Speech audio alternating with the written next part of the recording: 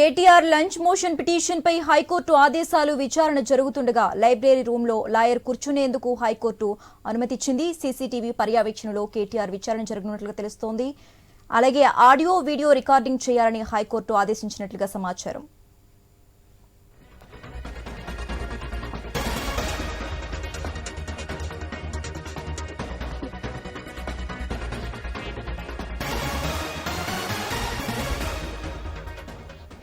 KTR lunch motion petition పై high court ఆదేశాలు ఇచ్చింది. విచారణ జరుగుతుండగా లైబ్రరీ రూమ్ లో లాయర్ కూర్చునేందుకు high court అనుమతిచ్చింది.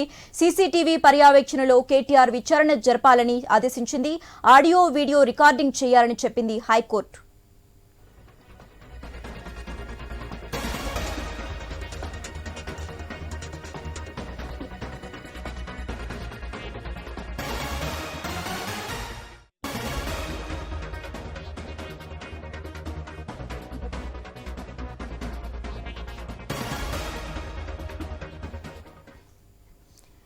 KTR lunch motion petition పై హైకోర్టు ఆదేశాలు ఇచ్చింది. విచారణ జరుగుతుండగా లైబ్రరీ రూమ్ లో లాయర్ కూర్చునేందుకు హైకోర్టు అనుమతిచ్చింది. సీసీటీవీ పర్యవేక్షణలో కేటీఆర్ విచారణ జరపాలని ఆదేశించింది. ఆడియో వీడియో రికార్డింగ్ చేయాలని చెప్పింది హైకోర్టు.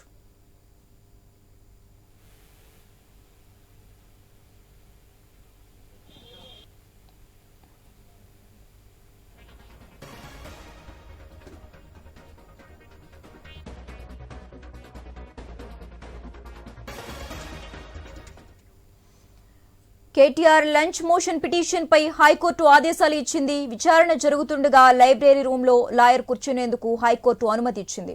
సీసీటీవీ పర్యవేక్షణలో కేటీఆర్ విచారణ జరపాలని ఆదేశించింది. ఆడియో వీడియో రికార్డింగ్ చేయాలని చెప్పింది హైకోర్టు. ఇక ఇదే అంశానికి సంబంధించి మోర్ అప్డేట్స్ మా ప్రతినిధి సునీల్ ఫోన్ ద్వారా అందిస్తారు. సునీల్, కేటీఆర్ కు హైకోర్టులో స్వల్ప ఊరట లభించిందనే చెప్పాలి. రేపు ఆయన ఏసీబీ అధికారుల ముందు హాజరు కాబోతున్నారు. ఏసీబీ విచారణను కూడా ఎదుర్కోబోతున్నారు. ఈ సమయంలో ఆయనతో పాటు అడ్వకేట్ ను తీసుకువెళ్లేందుకు అనుమతించింది. కానీ హైకోర్టు కొన్ని షరతులు కూడా విధించింది. ప్రధానంగా కేటీఆర్ ను విచారించే గదిలో ఆయన అడ్వకేట్ కి అయితే అనుమతి లేదు. ఆయన్ని వేరే గదిలో కావచ్చు, లేకపోతే వేరే ప్రాంతంలో కూర్చునేందుకైతే అనుమతించింది. ఇక అడిషనల్ అడ్వకేట్ జనరల్ ఏసీబీ అధికారుల నుంచి సమాచారం తెలుసుకున్నారు. లైబ్రరీలో కూర్చునేందుకు అవకాశం ఉంది, అక్కడ కేటీఆర్ తరపు న్యాయవాది కూర్చోవచ్చు అని చెప్పేసి అడిషనల్ అడ్వకేట్ జనరల్ చెప్పడంతో ఆయన అదే విషయాన్ని హైకోర్టు ముందుంచారు. హైకోర్టు కూడా అందుకు అనుమతించింది. ఇక ఈ విచారణకు సంబంధించి పూర్తిగా ఆడియో వీడియో చేయాలి అని చెప్పేసి కూడా కేటీఆర్ తరపు న్యాయవాది హైకోర్టు ముందుంచారు. కానీ హైకోర్టు అందుకు నిరాకరించింది.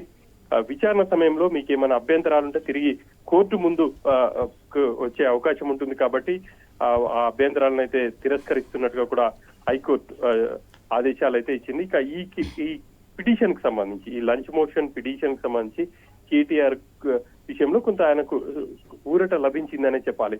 ఆయన తన అడ్వకేట్ ని అనుమతించాలి అని చెప్పేసి ఈ రోజు హైకోర్టులో లంచ్ మోషన్ పిటిషన్ వేశారు. మధ్యాహ్నం హైకోర్టు విచారణ జరిపింది. దానికి సంబంధించి ఏసీబీ నుంచి కూడా అభ్యంతరాలు ఏమైనా ఉన్నాయా అని చెప్పేసి అడిషనల్ అడ్వకేట్ జనరల్ ని ఆయన హైకోర్టు అడిగి తెలుసుకునే ప్రయత్నం చేసింది.